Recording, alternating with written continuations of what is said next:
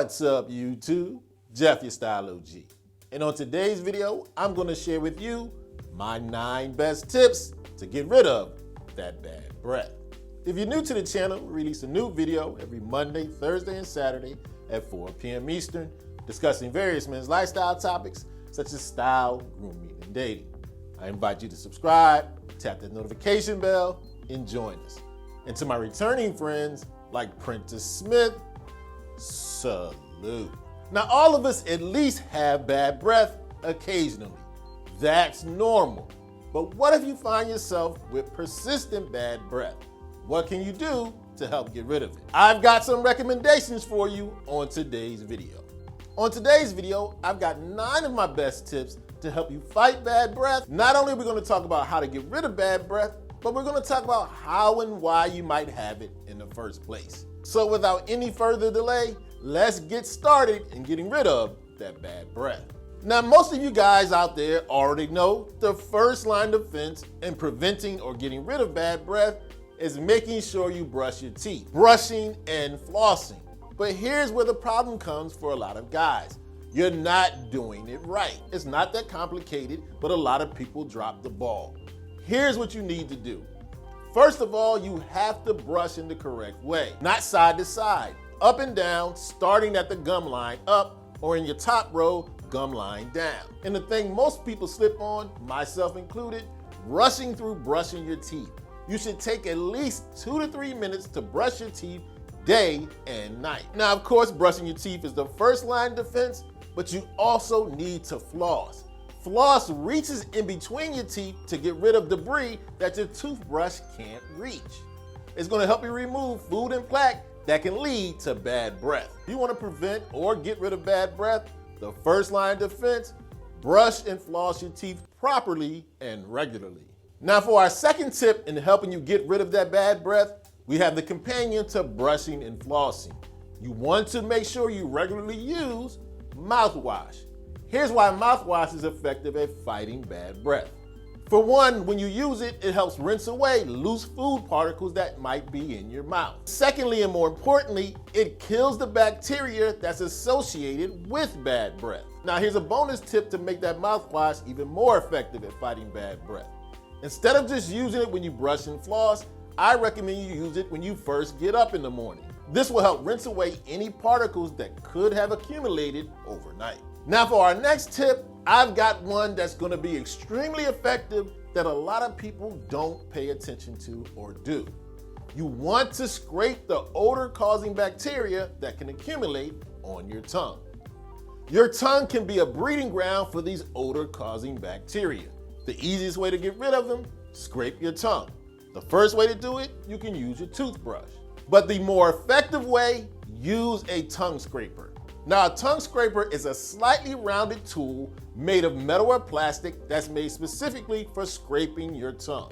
It's super duper effective, more effective at getting rid of odor-causing bacteria than brushing your teeth. So if you want to take the next step in fighting odor-causing bacteria in your mouth, start scraping that tongue. Now, next up on the list, we're going to talk a little bit about preventing bad breath in the first place. One of the things you can do, avoid mouth odor causing food. Some of the top culprits, garlic and onions. Here's why. Not only do garlic and onions cause bad breath, they have a tendency to linger, making it even worse. Garlic and onion, even after you eat it, gets in the bloodstream and then goes into your lungs, allowing you to breathe that bad breath right out. That's why garlic and onion cause more bad breath than most foods. Another culprit, dairy. Here's why. Milk and cheese contain amino acids that bacteria in your mouth like to feed on. The interaction between these amino acids and that bacteria causes bad breath. So you want to try to avoid garlic, onions, and dairy. Next up on our list is a recommendation you're going to hear for overall health, but it works just as well for getting rid of that bad breath. Drink more water. Now, there's a couple of reasons why drinking more water helps with that bad breath. For one, it keeps you hydrated, preventing dry mouth. Dry mouth is one of the leading causes of mouth odor. And secondly, water helps rinse away food particles and bacteria. two things that accumulate and can cause bad breath. So if you need another reason to keep up on your water intake, it's going to help fight bad breath. Now earlier we talked about a few foods that contribute to bad breath. Now let's talk about ones that help fight it.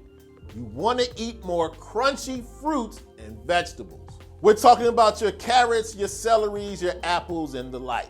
The reason why these crunchy fruits and vegetables work, they actually act as a natural toothbrush. Eating these types of foods actually increases your saliva flow, which can help wipe away food and bacteria. And these crispy, crunchy foods help loosen other food that might be stuck in between your teeth. So once again, we're gonna chalk up a win for fruits and vegetables. Crunchy ones help prevent and fight bad breath. Now, just like crunchy fruits and vegetables help increase saliva flow and rinse out your mouth, so does chewing gum. But you wanna make sure you chew sugarless gum. Now, although any gum will increase your saliva flow, gum with sugar in it is a no-no. That's because the bacteria in your mouth interact with sugar. It uses sugar to create acid, thus creating bad breath. So if you want to increase your saliva flow and help wash away debris and plaque, chew gum. But make sure it's sugarless gum. Now, next up on our list of the best tips to get rid of that bad breath, we have something that's a very bad habit for your health overall, but definitely will lead to bad breath. If you smoke, you need to stop. Smoking leads to bad breath for a few reasons. One, the smell of the smoke lingers. It'll be in your clothes, of course it stays in your mouth. And smoking causes dry mouth. Like we mentioned earlier, dry mouth is a leading cause of bad breath. And thirdly, smoking can lead to gum disease. Gum disease is one of the chronic problems that lead to bad breath. Now you should already know that smoking is bad for you, but if you needed another reason to quit, it's probably contributing to bad breath. Now our next tip is not only to prevent and get rid of bad breath, but for your overall oral health. Make sure you're keeping up with your regular dental visits. All the other tips on this list will work, but going to the dentist may help you find out there may be an underlying problem that's causing your bad breath. You could have gum disease, periodontal disease. These contribute to bad breath, but so do other underlying health conditions. We're talking about gastrointestinal diseases, diabetes, and respiratory issues. All of these underlying problems can cause chronic bad breath. So not only will your dentist be able to help you with gum disease or periodontal disease, they can help point you in the right direction if there's a different underlying health cause leading to this bad breath. There's a bunch of ways you can help prevent or get rid of bad breath. If you have some that I didn't mention in today's video, make sure you let us know in the comment section.